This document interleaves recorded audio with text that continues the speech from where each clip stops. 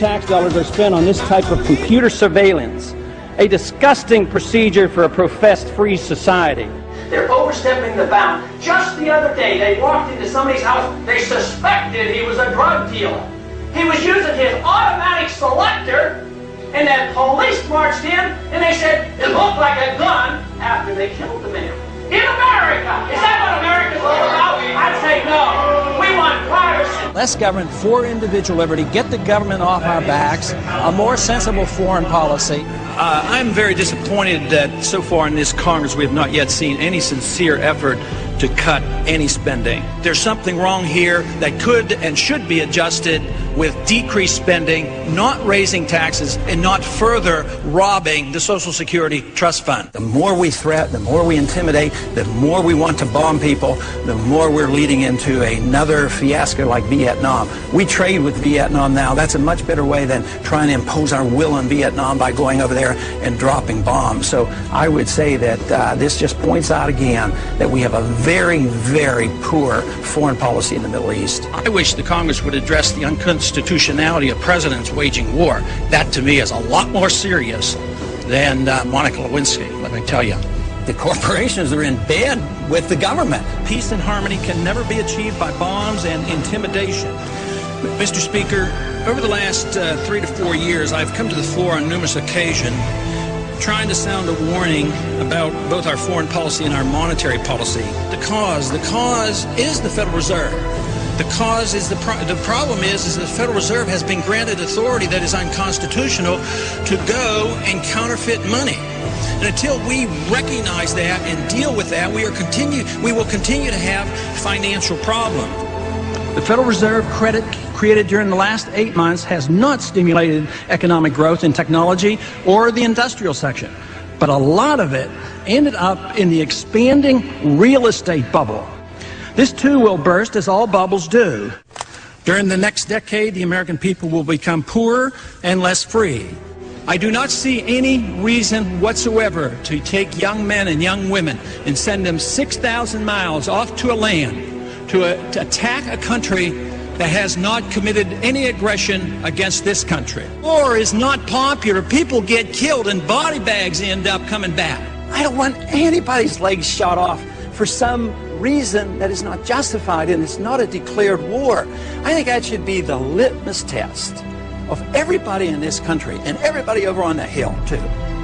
If this war is worth fighting, are you willing to go and lose your legs, lose your life, or send your kids or send your grandkids? Will our country become freer, richer, safer, and more peaceful?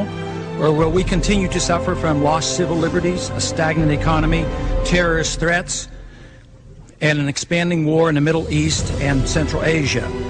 Is it not possible that George Washington's admonition to avoid entangling alliances is sound advice even today?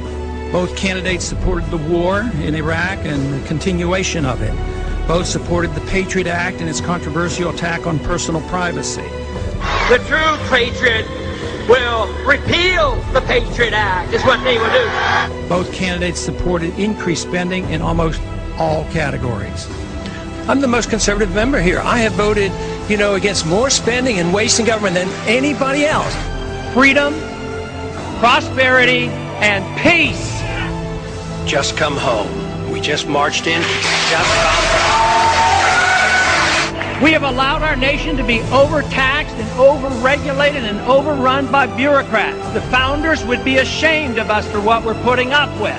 A system designed to protect individual liberty will have no punishments for any group and no privileges. Today, I think inner city folks and minorities are punished unfairly in the war on drugs. I think this is not a consequence of free markets. What's happening is there's transfer of wealth from the poor and the middle class to the wealthy.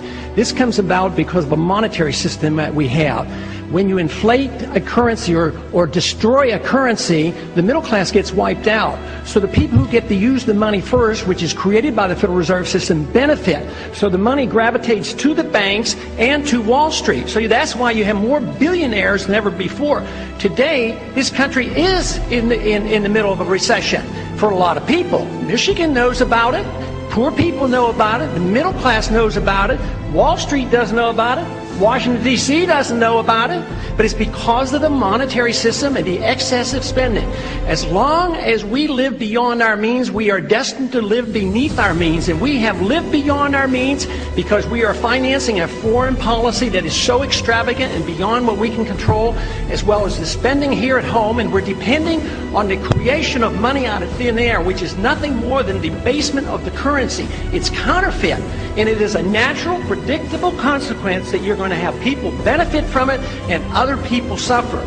So if you want a healthy economy, you have to study monetary theory and figure out why it is that we're suffering, and everybody doesn't suffer equally or this wouldn't be so bad. It's always the poor people, those on retired incomes, that suffer the most. But the politicians and those who get to use the money first, like the military-industrial complex, they make a lot of money and they benefit from it. It is our job to check up and find what the Federal Reserve has done, audit them, and find out who their buddies are that they're taking care of.